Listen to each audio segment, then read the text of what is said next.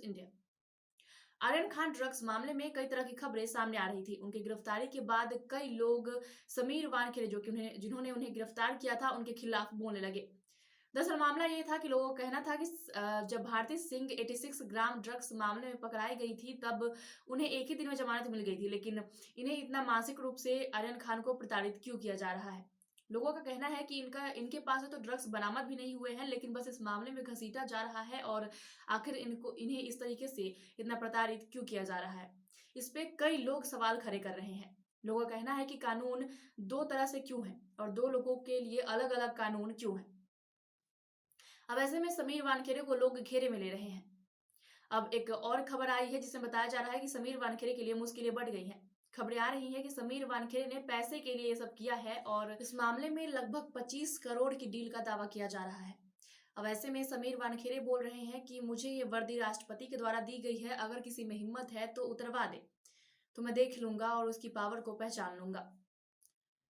और उन्होंने ये भी कहा है कि मैं इस बड़े घराने के बेटे को लेकर सामने आया हूं और शाहरुख खान के बेटे हैं, इसलिए शायद मुझ पे इस तरीके के कार्रवाई की जा रहा है और मुझ पे इल्जाम लगाए जा रहे हैं, मेरे परिवार पे इल्जाम लगाए जा रहे हैं और मुझे नौकरी से निकालने की धमकियां दी जा रही है। आइए इसके बारे में आपको विस्तृत जानकारी बताते हैं। दरअसल नारकोटिक्स कंट्रोल ब्यूरो यानी कि एनसीबी के जोनल डायरेक्टर समीर वानखेड़े इन दोनों चर्चा में हैं। क्रूज ड्रग्स केस में आर्यन खान के सलाखों के पीछे जाने के बाद कई लोग वानखेड़े की तारीफ कर रहे हैं, तो वहीं एनसीपी नेता नवाब मलिक सहित कुछ लोग उन पर सवाल भी उठा रहे हैं। महाराष्ट्र सरकार में अल्पसंख्यक मंत्री नवाब मलिक यहां तक कह रहे हैं कि 1 साल के अंदर वानखेड़े की नौकरी चली जाएगी। इसके बाद मलिक वानखेड़े को जेल में डाले बिना चैन नहीं लेंगे। समीर वानखेड़े ने अपने ऊपर लगे सभी आरोपों का जवाब भास्कर को एक्सक्लूसिव बातचीत में दिया है। उन्होंने कहा है कि उन्हें वर्दी राष्ट्रपति से मिली है, अगर इसे उतारना किसी के बस की बात है तो मैं उन्हें बधाई देता हूं। ड्रग्स सबसे ज्यादा आर्थिक फायदा देने वाला अवैध व्यापार है।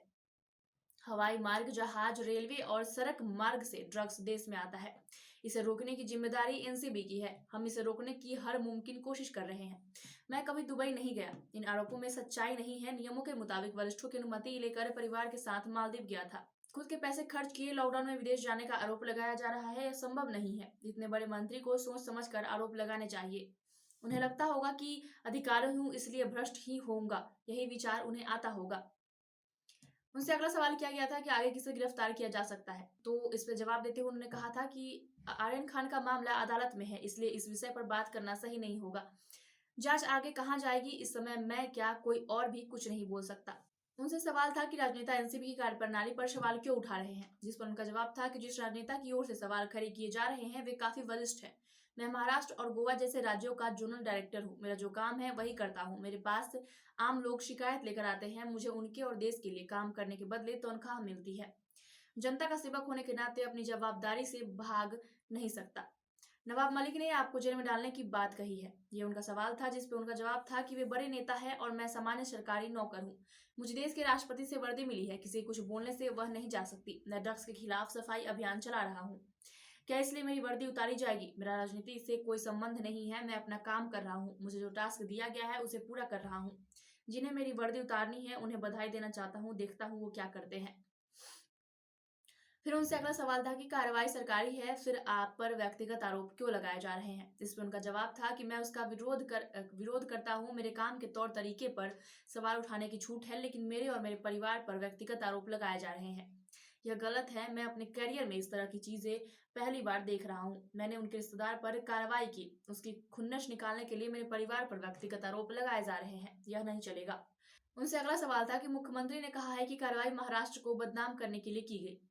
इस पे समीर वानखेड़े का जवाब था कि मुख्यमंत्री का पद संवैधानिक होता है, मैं इस पर कोई टिप्पणी नहीं करना चाहता। शिवसेना प्रमुख बाला साहेब ठाकरे का बहुत सम्मान करता हूं।